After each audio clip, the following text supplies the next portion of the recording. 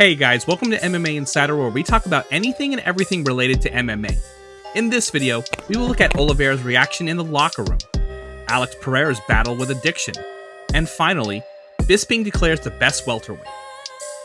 The UFC has just made available a previously unseen video of Oliveira's defeat aftermath. Oliveira is seen in the video being comforted by his crew as he is visibly upset. Full Combat shared the video on Twitter. The Brazilian was determined to reclaim the title that many believed already belonged to him going into the fight against Islam Makhachev. The disappointment that Bronx experienced in the footage is heartbreaking. Less than a month has passed since the lightweight UFC title fight between Oliveira and Islam Makhachev. Even though UFC 280 hasn't even been old yet, Oliveira's next opponent has already been revealed. This is #1 bullshit. Rafael Fiziev, a rising lightweight contender, is expected to face the Brazilian according to MMA Uncensored. However, in response to the matchup, Bronx stated that he was uninterested. He said, "Not gonna happen. I need a break. Thank you guys." Following the battle for the lightweight championship at UFC 280, Islam Makhachev and Oliveira experienced an emotional moment together inside the octagon. The Dagestani fighter defeated Oliveira by submission in round 2 to capture the lightweight championship and snap his opponent's 11-fight winning streak. Prior to the fight, Team Makhachev and Team Oliveira traded verbal blows, heightening excitement among the spectators. Despite the outward animosity, the two lightweights shared an incredible moment in the octagon when they congratulated each other. Islam Makhachev made it clear that he has genuine respect for Oliveira and that his remarks prior to the fight were only meant to boost the fight. In response, Bronx called Makhachev a great champion and expressed his gratitude. For our next story, Brazil's St. Bernardo do Campo municipality is where Alex Pereira was born. He was raised in the favela and quit school at age 12 to work at a tire store. That wasn't without its problems, as 13-year-old Pereira began drinking alcohol under the influence of his friends. In 2009, he began kickboxing training to combat his alcoholism. After only 3 months of preparation, the Brazilian participated in his first kickboxing match. Pereira continued to struggle with alcoholism. He had been a national kickboxing champion for 3 years, but his alcoholism persisted. In 2012, Pereira made the decision to kick the habit and focus on growing his fighting career. Reports indicated that he has not consumed alcohol since.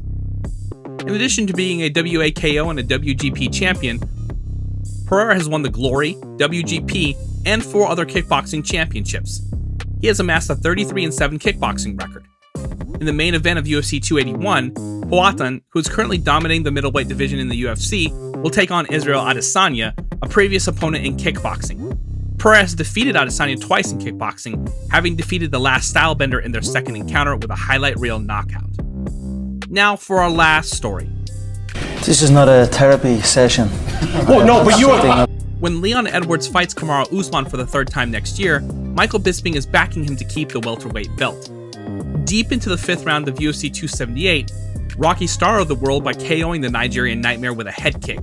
With just a minute left on the clock, Edwards seized the victory as he was about to lose by unanimous decision. Michael Bisping provided a sneak peek at the forthcoming trilogy fight in a video that was posted to his YouTube page. "It's how fighters finish battles, not how they start him," he says.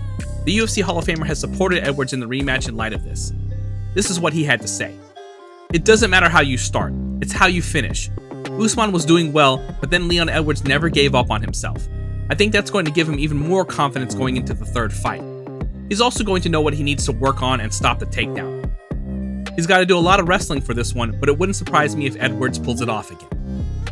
Edwards vs. Usman 3 is expected to headline a pay-per-view early next year in the UK. Although there has been no official date, Dana White also confirmed that he's working on booking Khamzat Chimaev vs. Colby Covington as a co-main event. Usman thinks that since the trilogy fight will be taking place in the UK, he'll have just as big of a home field advantage as Leon Edwards. The Nigerian Nightmare even remarked in TMZ's sports interview that he might be more popular in England than Rocky. This is what he had to say. "Yeah, I'd go grab that welterweight title back probably top of next year. I think we'll make that happen. Of course, like I said the night after it happened, I would love to go to England and do this in England. I got a lot of fans in England. A lot of my African and a lot of my Jamaican fans are in England. I think I have more fans in there than he will. We don't know when the fight will happen, but we will make sure to keep you updated. If you like our content, make sure to subscribe and we will bring you the latest and most interesting MMA stories. What do you guys want to see next? Tell us in the comments below.